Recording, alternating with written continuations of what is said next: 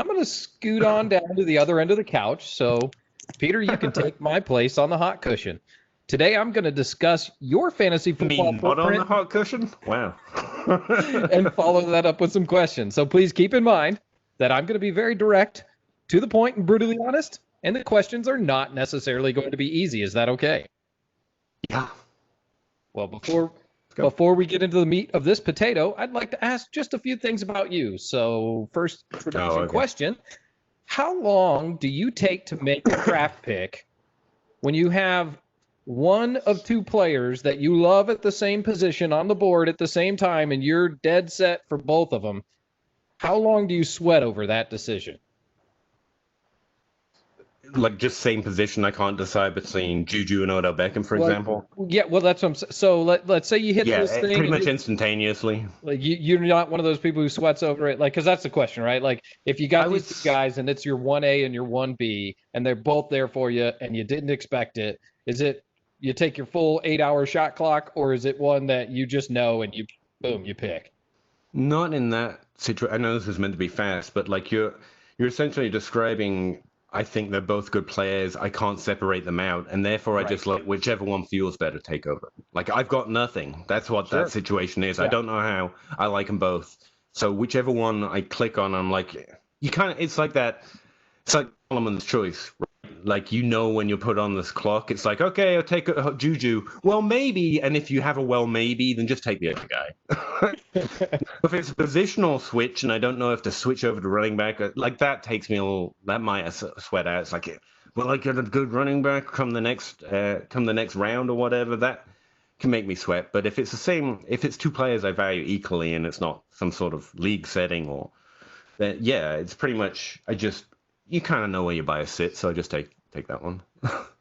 Okay, well that's pretty cool. And it's Odell Beckham, by the way, between the two. I love Juju, but I feel so much better taking Odell. I don't think that's right, but it's how it feels. Maybe people would say that you're wrong, but some people would say that you're right, and we just talked about why that doesn't matter. Right. So just quick little thing before we roll into intro question 2. But yeah, man, I was doing a redraft league one time, and it was very intriguing to me. It's something we'll talk about in future writings. But we basically used song cues to allow you to draft for as long as your song cue was on. And I found that by the end of several rounds, people would take every second on their song clock, regardless of whether their song was 3 minutes long or 4 minutes long or 2 minutes long. Like everybody took the full time. And I was just one of the only ones that was like, I already know my guy. I'm just going to walk up here and take my guy. Like I'll listen to my song for 30 seconds because I like it. But why would I wait? I got my guy. Even if it's 2, I'm going to pick it. I'm going to go. Yeah, I think I speed up as the draft goes along. I feel the same way because it's like I know my guys down here late. I get this guy, the argument for everyone, but like that's my one, Right. And we're all taking shots. That's when I fail. So, intro question 2: whereabouts you live in this world? Kentucky. All right, not our first guest from Kentucky, because I actually saw that you ran into John Bosch the other day, probably intentionally, I think. I give you my house. I would not have pegged that as a Kentucky accent. That's amazing. Yeah. Oh, this is what we all sound like down here. It's pretty low key. Not many people know it, but this is it. I've got at least 5 people confused right now. So obviously you've been playing fantasy football a long time. Has the success of any one player ever caused you to doubt your player modeling spreadsheets? Yeah, I mean, if you're not constantly looking at what you got wrong to try and get a little bit better. But again, I think it's very clear I don't play from a spreadsheet. Like I form opinions and then kind of go into the draft with what I know and what I don't know, and I go for it because I'm not like a super genius computer guy. like some of these guys that are commenting, I'm just trying to do that for the foundation. But let's see. Terry McLaurin, he doesn't pause. Everyone said if Terry McLaurin hits, that'll mean everyone has to reconsider. The truth is, guys, look, one player doing something you don't expect should never change. Like your process was wrong. Your model was crap. Your stat that you're using should never have been used, and you should have known that long before. If one player can switch the balance on something that you're meant to take at least a 5 to 7 to 10 year average on, then you shouldn't be doing it, frankly. But so no, it's just. But I do want to know if there's anything on Terry McLaurin's profile that I missed, Henry Ruggs, Harriet Ruggs, Harold Ruggs, someone Ruggs this year. The sheer Herman love Ruggs, I think. from people, Herman, that's it, that watch him made me doubt him before he's done anything. Because as much as I like taking and have a strong opinion, because no one wants to hear here's a variance and maybe you should do this, advice. And then they want to be mad at you if you get it wrong, and that's fine. Like, I'm the same way. That's why I listen to content. That's why Matthew Kelly's really popular and really good, because he gets on and gives you a firm opinion, and then he gets to be mad if he's wrong, and he's good with that because he's strong as hell in his own opinion. He knows why. And no one wants to hear the couching of, well, maybe AJ Brown, but I wouldn't take him there, because then you get the mistake I made them last year. You got to have an opinion. Yeah, Terry McLaurin, I do want to look, and Henry, Harriet, Harold, whatever his name is, Ruggs, like, I do listen, and the people that I respect were mostly like, nothing extra special there, I don't know where it's coming from, on film. And I was like, that's curious as hell. You know what I mean? When you're listening to, this guy looks great, he's a superstar, like, literally, they're seeing a superstar. And these aren't people that are not paying attention, not watching, they're doing their homework. And then the few people that I know, like, I really trust their process. I know them personally, so I can DM them. I'm like, what's there? And they're like, it's good. It's good. It wasn't nearly as strong. So I was like, what are they seeing? And so I literally wrote a positive Henry Ruggs argument. And I know it doesn't take a lot of time, especially for articles, like it digs into my family life. I'm going to spend the time. And what I found is Terry McLaurin's touchdown upside on that offense was just phenomenal. It must have felt like Henry Ruggs was scoring a touchdown literally every other touch. He was an incredibly large part of that touchdown role for Alabama, right? Alabama. And what I came away with is, one, touchdowns aren't predictive, but it's not a bad thing to be really good at that, or that big of a part of an offense, right? Or that efficient. All those things are good. And that's not what I used which is why he didn't turn up. He turned up very low in my production models. But so it made me doubt it, because there's people that like him so much that, like, want to know why. Anytime your opinion is drastically different than anyone else, it makes me I doubt constantly. I think that's pretty clear just from hearing him speak. But, like, those are the moments where I need to go find out why, because I sure as hell don't know the future, and I'm not sure as hell not perfect, and I remember all my misses.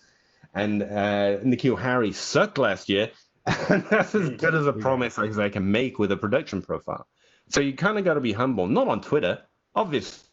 There you have to pretend that you were always right. Right, but in making your own opinions or forming that foundational level of what I'm going to say is true to make an opinion about, I'm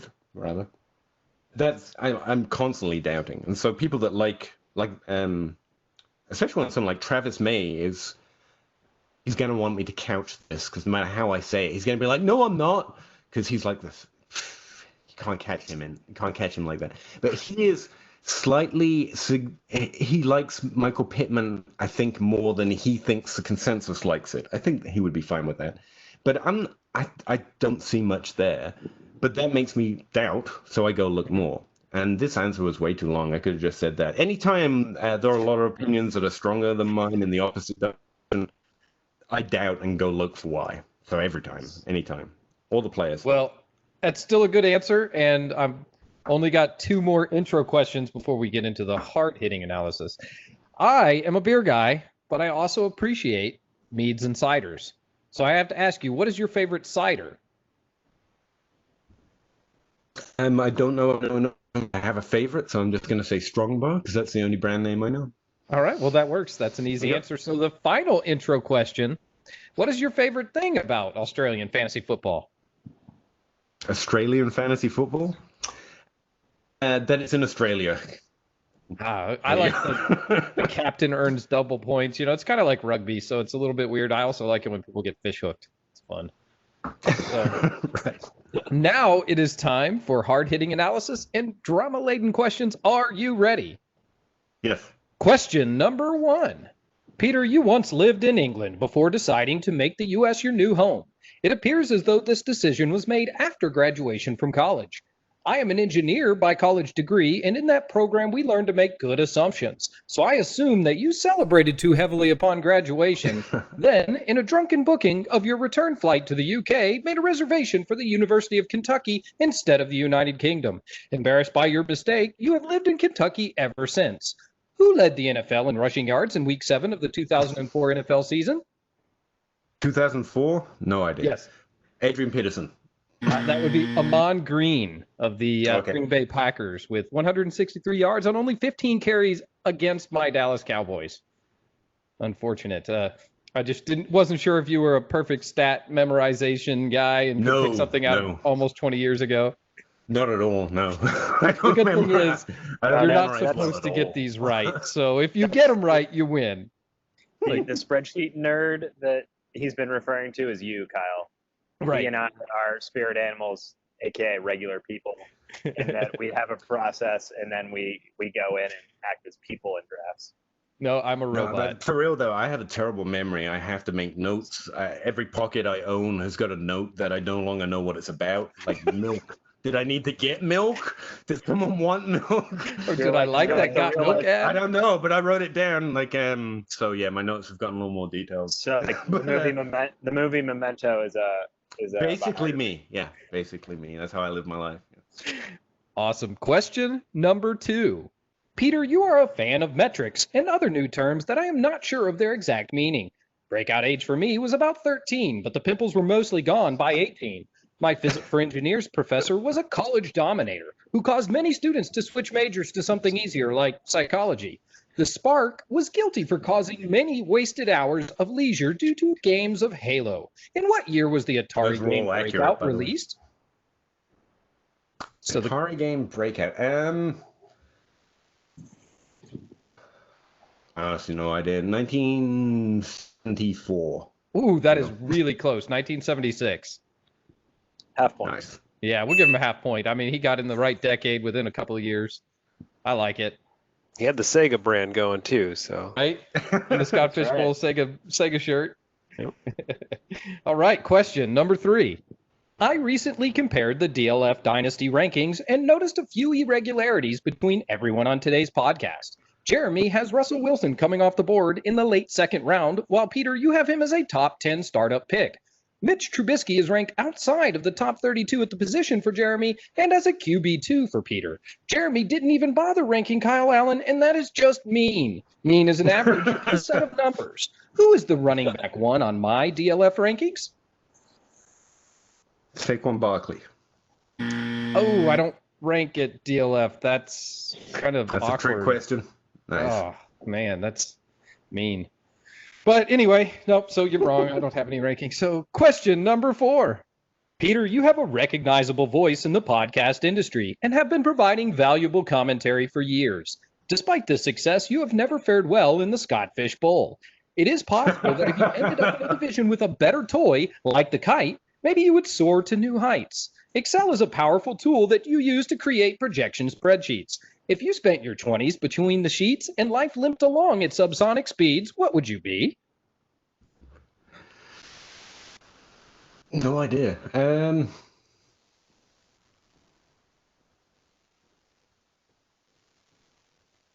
No, I thought I'd come up with something there, but I don't have anything about sonic speed. It's got nothing. You would be Lump. Because she's lump, she's lump, she's lump, she's in my head. This is a President of the United States of America song, and I just read the lyrics from it. So, yeah, I don't know. I'm too busy in spreadsheets, man. I don't listen to music. All right. Well, thanks for your time. I appreciate your candid and truthful answers and my insightful and hard-hitting analysis.